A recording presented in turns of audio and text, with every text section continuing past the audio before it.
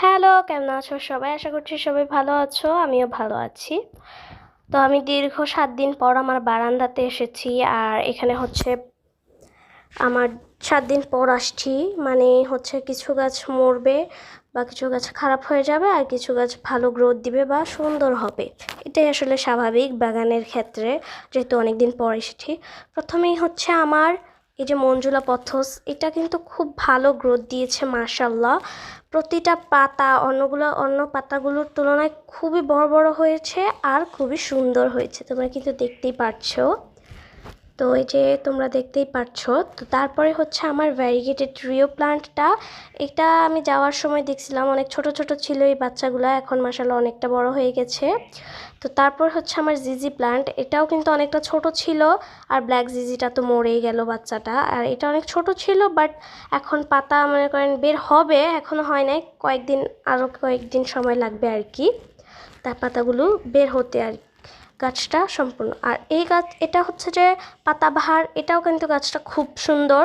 আর এটার শিকড় তো তোমরা দেখতে পাচ্ছ কি পরিমাণের হয়েছে শিকড়গুলো, কি বলবো। আর এখানে হচ্ছে এই গাছগুলো যেমন ছিল তেমনই আছে আর কি মাশাআল্লাহ। তো এই গাছটাও আমি যাওয়ার সময় এমনই দেখে গিয়েছিলাম।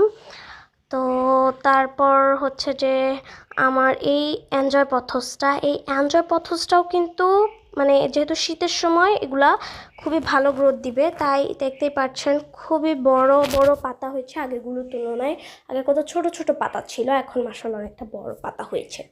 তো তারপরে হচ্ছে এই যে এটার নাম জানি না, কিন্তু এটা ফিলোডেন্ড্রন ভ্যারাইটি আর কি। তো তারপরে হচ্ছে যেমন এই যে এগুলো হচ্ছে আমার সাকুলেন্ট, এগুলো যেমন ছিল তেমনই আছে আর কি।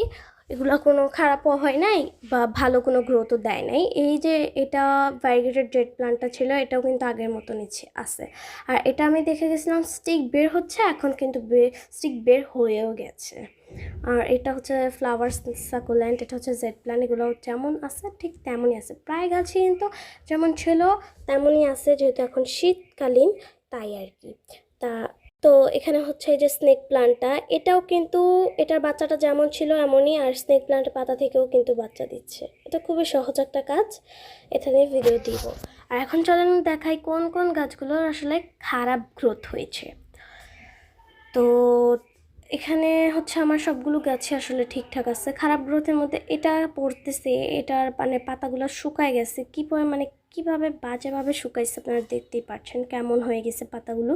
তো এগুলো আমি কেটে হচ্ছে বাদ দিয়ে দিব। মানে প্রায় সংখ্যক পাতাই কিন্তু এইরকমভাবে নষ্ট হয়ে গেছে। এটা কিন্তু আমি ঘরে রেখে গেছিলাম।